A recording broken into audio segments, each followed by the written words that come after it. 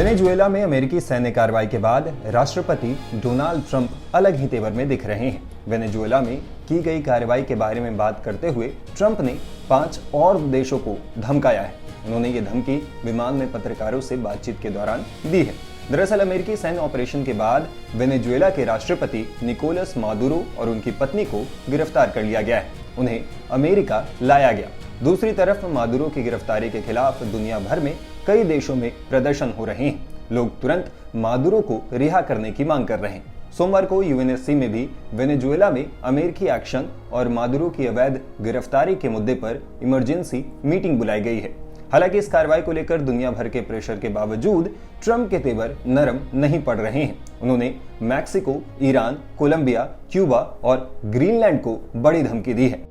इन देशों को लेकर ट्रंप ने क्या क्या कहा है और उनकी नजर इन देशों पर क्यों है, आइए जानते हैं। सबसे पहले बात कोलंबिया की करते हैं। लैटिन अमेरिकी देश कोलंबिया को लेकर बात करते हुए ट्रंप ने उसे बहुत बीमार देश बताया है। उन्होंने कहा, अब हमारे सामने एक बहुत ही बीमार पड़ोसी है और वो है वेनेजुएला, जो बेहद बीमार है।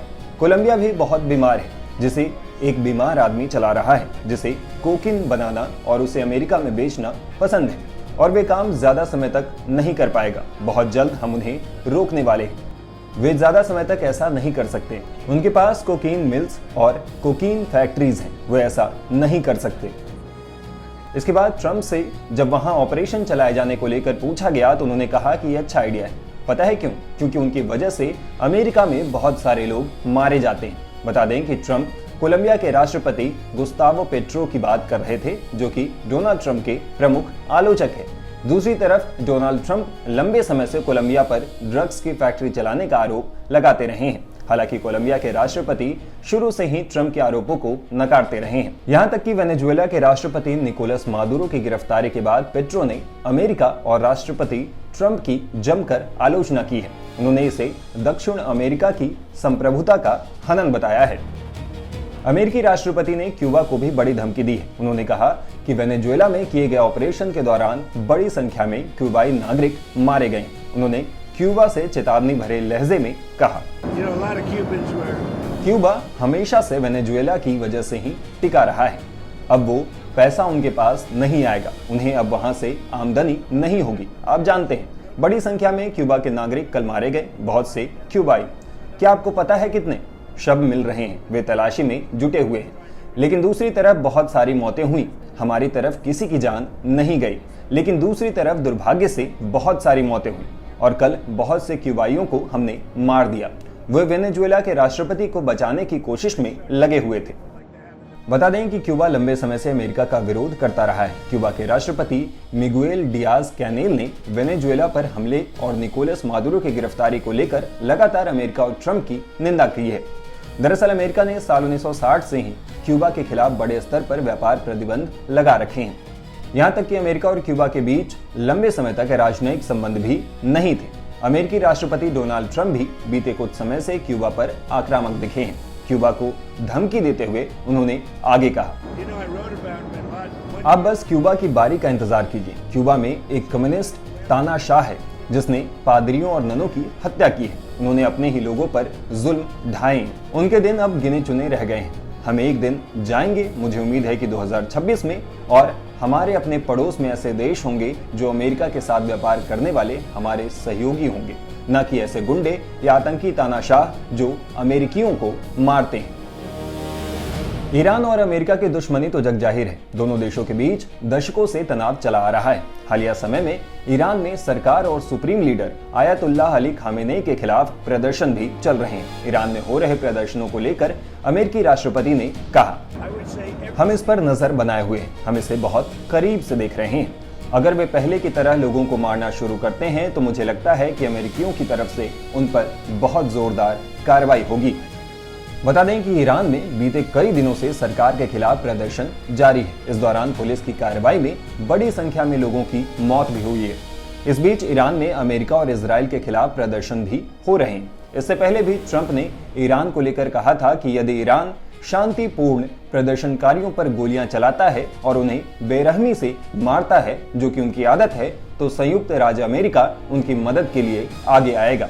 हम पूरी तरह से तैयार हैं और कार्रवाई के लिए तत्पर हैं। इस पर ईरान ने जवाब भी दिया था। ईरान की तरफ से कहा गया कि अमेरिका को पता होना चाहिए कि हमारे आंतरिक मामलों में दखल देना इस पूरे इलाके में अफरा तफरी फैलाने जैसा है और ट्रंप ने ये शुरू कर दिया है। उन्हें अपने सैनिकों की चिंता करनी चाहिए। राष्ट्रपति ट्रंप ने पड़ोसी देश मैक्सिको को भी चेतावनी दी। उन्होंने कहा कि वहां ड्रग कार्टेल्स का राज चल रहा है। उन्होंने कहा, मैक्सिको के साथ कुछ न कुछ करना ही होगा। मैक्सिको को अपनी व्यवस्था ठीक करनी होगी, क्योंकि लोग मैक्सिको के रास्ते बड़ी संख्या में हमारे देश आ रहे हैं और हमें कुछ कार्रवाई करनी पड़ेगी। हम चाहते हैं कि मैक्सिको खुद ये काम करे, वे ऐसा करने में सक्षम है, लेकिन दुर्भाग्य से मैक्सिको में कार्टेल बहुत ताकतवर है। हालांकि ट्रंप ने मैक्सिको के राष्ट्रपति क्लाउडिया शिनबाम की तारीफ की है। उन्होंने कहा,